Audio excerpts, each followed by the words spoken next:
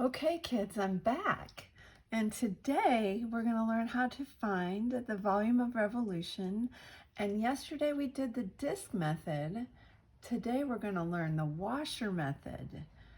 It's really exciting stuff here. So let's just get to it. So hopefully you have opened the new notes so you can be playing along with me from your home, right here in my home. So, you've got the notes ready. You've got paper and pencils to write with. This is going to be great. Here we go. So the washer method, well, how does that differ than the disk method? If you recall yesterday, I said that when one of your bounds is what you're revolving your shape around, you have the disk method. Today, what we're going to learn is in the washer method, if you're revolving something around a line or an axis that is not one of the bounds, you have a washer. So trust me, I'll explain all this in detail. Let's hope. So let's just look, too much going on here. So let's just look at this example one. And example one, we have just a little thing right here. That's what a washer looks like for all of you people that are not handy around the house. Nuts and bolts and washers, you remember those? So not the washing machine, that's not the kind of washer. For those of us that like to eat, think of this as like a donut, you know, with a hole in the middle. And if I asked you to find just the area of this shape right here, how could we do that? That's our first question. Well, to find the area, wouldn't I want to know maybe the radius here and then maybe the radius of that little shape, since those are both circles? And then to find the area, couldn't I figure out the area of the big circle and square it and multiply it times pi? And then what if I subtracted the area of, let's just call that little circle little r? And so if I find the area of my big circle and from the center, right? So find that radius and then find the radius of this little circle. What do you think? Then couldn't I find the area of each one of those and take big circle minus little circle, and that would subtract off this dead air that's in here, the hole in the donut, so to speak, and we would have the area of that shape right there. So that's our idea that we're going to use when we start finding volume. Because remember, if we integrate this and multiply it times dx or dy, right, we would have a volume situation. And looky there, we have our setup for volume that we're going to use. So there's some pretty pictures in the notes that you can look at, and hopefully they will help you see what's going on there. But we're going to jump into some problems here. So that's the first example. How would we find the area? Well, we would find the area of this big circle minus the area of the little circle, and that would give us the area of that shaded region. But of course, since we're big bad calculus kids, we want to take that a step further and we want to find volume. So let's continue and look at that. So I have tried here to sketch the picture that's in the notes. And it has this little teeny shape right here. And it's saying if we take that shape and we revolve it around the x-axis, so that's our axis of rotation, so remember that from our disk lesson. If we take that and we were to take this and revolve it around here and get a three-dimensional shape and then slice into that three-dimensional shape, what happens is we have these things that look like washers in there. And if we want to find the volume of that when we revolve this around that axis of rotation and we slice into it, well, we're going to have a big outer circle and then a smaller inner circle, kind of like a donut. So if we take the area of the outer circle minus the area of the inner circle, we can therefore find the volume. And that's what's going to happen. And we're going to have two different ways to do this.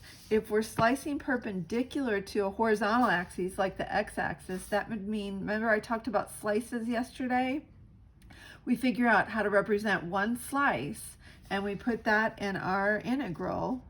and we figure out one slice of our big circle and one slice of our little circle, and we put that in our integral, pi comes along for a ride, because remember, these are area formulas for circles.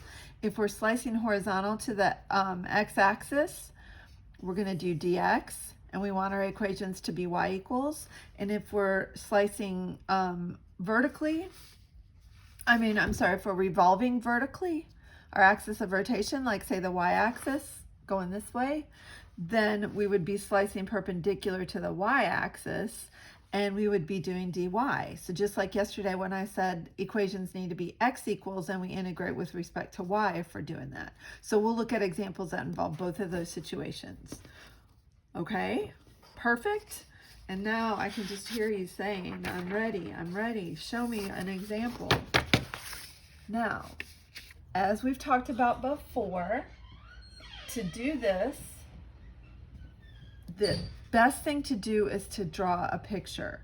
A lot of times on these problems you'll have a calculator, so it's okay, or the functions will be pretty simple to where you should be able to sketch and draw these. Now, when I do these problems, I have to have a picture because it doesn't make sense to me if I'm not looking at what's going on.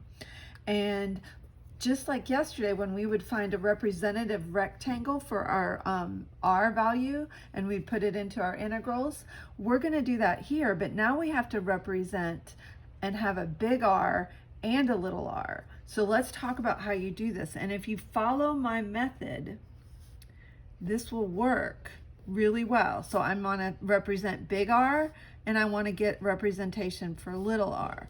Once I figure this out, it's real easy. I'm just going to put it into this formula. So let's look at what we're dealing with. So the bounds of our region, y equals x. Well, that's the line that goes through 0, 0, right? Through the origin. X equals 0 is the y-axis, so that would be this line right here. And then this parabola, which is shifted to the right 1 and up 1. So that's my parabola. Okay, look, there's a little tiny sliver in here, but that's not what we're talking about because our y-axis is a bound. It's this shape that I've outlined here in red. Okay, we're going to revolve this or rotate this around the x-axis. That's our axis of rotation. Notice over here in this list of bounds, the axis of rotation, or x-axis, is not one of these bounds over here. That's how I know that this is a washer situation and not a disk like we did in our other videos, okay? And so I'm going to be slicing perpendicular to the x-axis, which means my equations are going to be dx. My integral, is going to involve dx, and my equations are going to be y equals, which they already are, so I don't have to worry too much about that. Here is what you're going to do to figure out big R and little r, okay? If you follow my lead here, this is not difficult. So I want a representative rectangle for big R. I start at my axis of rotation, which is the x-axis, and I draw a line till I reach the furthest away thing, the outside one, the one that's furthest away from the axis of rotation. That's going to be your big R, okay? So now how do I figure out how to set up an integral with that? Well, I do top minus bottom. What is my curve that's on top? What's on the bottom? Well, that parabola, x minus 1 squared plus 1, is on the top, and the bottom is 0. So I'm going to write that in here. When I go to set up my integral, I'm not going to include that. Then you go back to your axis of rotation. You draw a line to the inside, the closer curve, and that's my line y equals x. So what's on top? Well, it's that line y equals x. What's on bottom? 0, the x-axis, the line I'm revolving about. So I'm always looking at top minus bottom, okay? This line right here is what I was calling slices in the video for discs, and that is a representative rectangle. And remember, through integration, we get an infinite amount of these, and we add them all together, and we'll have volume. So let's look at this setup. I'm going to say the volume is going to equal, remember, we can just keep the pi outside. I need some bounds. We'll talk about that in just a second. But now I'm going to do big R squared minus little r squared. So big R is x minus 1 squared plus 1 all squared minus little r squared, which is x minus 0. So we'll just write this as x squared. And then we can do this dx, right? Now, so this is different than yesterday. We have to set up two different situations. We're taking the overall area of the big circle and subtracting the area of the little circle. And through integration, we will then get volume.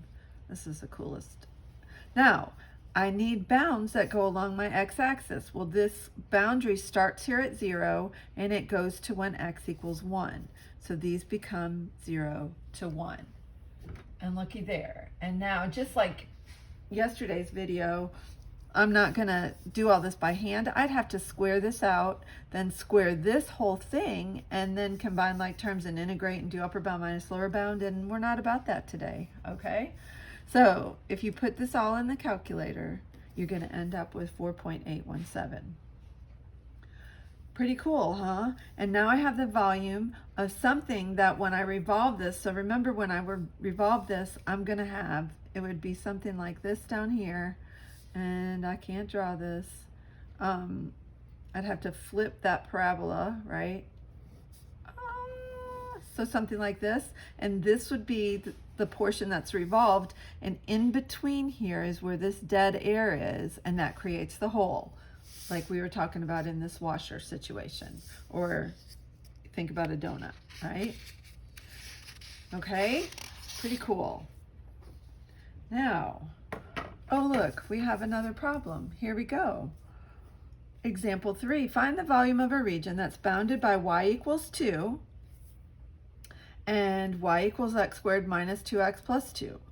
We're going to revolve this about the x-axis, so that's our axis of rotation. That is not one of these bounds. The x-axis is not included in one of these bounds. In fact, here you go. Y equals 2 is this line up here, and then there's my parabola right there.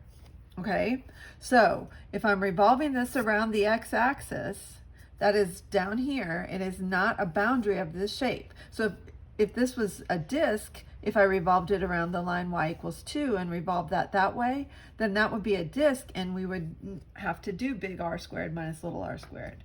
But that is not the case for us right now. Alrighty, so hopefully this picture all makes sense of these two shapes. My axis of rotation is not one of my bounds, so I know it's a washer. I'm revolving around a horizontal line, so I'm going to be slicing vertically perpendicular to the x-axis. Okay, when we do this, we want to determine big R and little r, and then we just put it in that integral, and it's pretty simple. So how did I say to do this?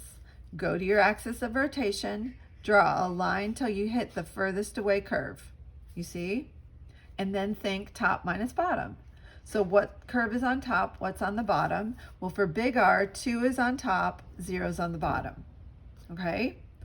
Now to figure out little r, we do the exact same thing. Back to the axis of rotation, draw a line to the curve that's closest to the axis of rotation, and now do top minus bottom like we always have. So the top curve is that parabola, x squared minus 2x plus 2 minus the bottom, which is 0. And again, I'm writing these out so we can tell, because these could change. If this was a line and not the x-axis, this number is going to change. And now to figure out volume, here I go, setting up volume. Everybody look, put a pi out there. Going to need bounds, right? Well, let's just do this. Big R squared, so isn't that going to be 2 squared, or 2 minus 0 squared, which is the same thing as 2 squared, minus, because that's the way the formula works, x squared minus 2x plus 2 squared. And again, this is dx because we're slicing perpendicular to the x-axis. My equations need to be y equals. What do you think? What did I leave out? I think I need some bounds, don't I? Those need to be along my x-axis, and this figure, this region, starts here when x equals 0, and it goes to right here, which I believe is where x equals 2.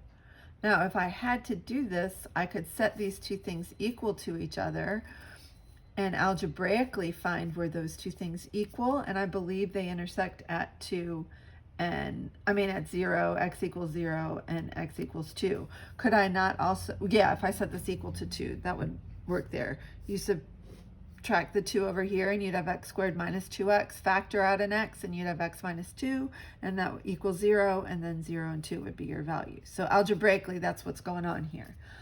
Notice how having this picture is so helpful. I can't do these if I don't look at a picture. So just remember that. And then if we plug this in our handy dandy calculator, I believe we would get 13.404 as our answer.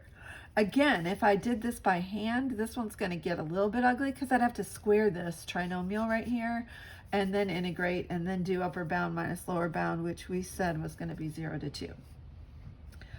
Alrighty, pretty exciting stuff, I know. Well, so let's try another one. We're getting interesting here. In this one it says y equals 1 over x, y equals square root of x, and x equals 4. So those are our bounds. So this red figure right here are what is the shape, that this shape right here, we want to revolve it about the line y equals -1. Aha, we've finally got one that isn't an axis, so it isn't a 0. This will be fun. So here's this axis of rotation. Now it looks like the x-axis. That means I can do this dx, and my equations need to be y equals. Okay, I got this. I'm going to do this the exact same way I've been doing it. I have that region right there, so I know what I'm looking for, and I know I need to find big R and little r. And again, if you remember what I'm telling you here, a representative rectangle, start at your axis of rotation and draw a line to the furthest away curve. All right, what's the equation of that curve? Well, I believe that's y equals the square root of x right there, and this other one is y equals 1 over x. Make sure we know that, okay? And so if I'm going to do top minus bottom, now the bottom isn't 0 anymore, it's -1. So here's what I'm going to do. Square root of x, and then it's minus the bottom, which is -1. That's actually going to become plus. So that's my outside circle. And now to find the way to represent my inside circle, I go back to my axis of rotation and draw a line to the closest curve, and that would be on top 1 over x minus the bottom, which is -1, y equals -1. See how that's working? And so now to set up my volume, I'm going to do this. We'll talk about the bounds in a second, and I'm going to do big R squared minus little r squared. So in parentheses, I'm going to write this plus 1 squared and then minus 1 over x plus 1, right? Squared. And then this whole thing is with respect to x, so there's my dx in there. And how cool is that? All right. Now, I'm doing everything the exact same way. I just have to pay really close attention to the detail of what my axis of rotation is and how to set these r values up. But it's always big R squared minus little r squared. And when you're doing this with respect to x, it's always top curve minus bottom, top curve minus bottom. And now we probably need some bounds in here. These bounds go from 1 to 4, again along the x-axis, because I'm doing this with respect to x. So hopefully that makes sense to you. Okay, so what do we have to be careful of? Determining what your region is bounded by and what your axis of rotation is. If that axis of rotation is not one of your bounds, that's how you know you have a washer. These first three that we just did all were dx. I'm thinking we are ready to do a dy situation. What do you guys think? Deep breath. We got this? I think we do. Let's try it. Okay? So here's example 5. Find the volume of rotation of the region bounded by y equals square root of x, y equals x squared, about the y-axis, so that's our axis of rotation. Again, the y-axis was not one of these boundaries, so this is a washer situation. My y-axis, though, happens to be a vertical line. So I'm going to take this sliver right here and revolve this around this line here. Okay? So now, that's like when we were doing our discs in the other video. We have to do this with respect to y, and our equations need to be x equals. Okay? Now, it just so happens that these are not going to be too difficult to determine. If I make this x equals, Wouldn't I square both sides? And so wouldn't this be x equals y squared? So all I'm doing is taking the one that I know is the square root of x. If I square both sides of this, I get x equals y squared. And there you go. That's that curve. What do we have to do here? Well, on this one, we would take the square root of both sides, and we'd get plus or minus the square root of y equals x, right? Because when we solve this and we have to square root, we get two of these. Well, this side right here is x equals the positive root y, and over here would be x equals negative root y. Now, I'm not going to use that side because that's not where my shape is. It's in the first quadrant here. But if I had to do something over here, that would be what this part of the equation is. Okay? So now that I've done that, this is not that much different than what we were just doing. For this, I still need a big R and I still need a little r, and I'm going to put it in that, but they're going to be with respect to y. They're going to have y's in them. And I'm going to slice this perpendicular to the y-axis. But I do the exact same thing. Axis of rotation, draw a line to the outside curve, and that's how we're going to determine what big R is. When we do this way, when we're perpendicular to the y-axis, we have to do the curve on the right minus the curve on the left. So the curve on the right is this one right here, or the square root of y, minus 0, right? That would be where x equals 0, that line. And that represents our big R. To find little r, I do the exact same thing I did before, only my slice is horizontal here. I go from my axis of rotation to hit the curve, and I do right. What curve's on the right? Well, that is x equals y squared minus 0. Okay, no big deal. And now I'm going to set up my volume, and I'm going to put pi in there because this has to do with circular things. And this, we'll figure out our bounds in a second. I think it's pretty obvious from this picture. But I'm going to do square root of y minus 0 squared, so I can leave off the 0, and then minus y squared squared. Okay, so big circle minus little circle. Now from this picture, remember I need y bounds. They have to go that way. So 0 to 1. Just so happens they go the same way. So 0 to 1 are my y bounds. This one would not be that hard to do by hand because we can just oh, I didn't give us the answer to number 4. I'll do that in just a second. This answer is approximately 0.942, I do believe. But this one wouldn't be hard to do by hand because if we square this, that's just y, and that's y to the 4th, so that's not a big deal. But still, we're punching that in the calculator. And I apologize, I didn't give us the answer to this one. I know you are all waiting for this. This is approximately, sorry, yes, this is it, 41.817. Okay, just in case you really were worried about that. Okay, so hoping we all feel pretty good. I'm going to stop this video here, and I'll make a video with a second video with the rest of the examples, so you can maybe digest this for a bit. But if you remember the method of drawing from the axis of rotation to the outside curve, that's going to represent your big R, and we did right minus left. And then axis of rotation to the inside curve, right minus left, that's little r. Put it in this formula, big R squared minus little r squared. Bounds along the y-axis because we're dy. Put a pi out there, we've got some volume. Okay, well, it's been fun, guys. I know you're really anxious. I'm going to make the next video very soon. Ta-ta for now.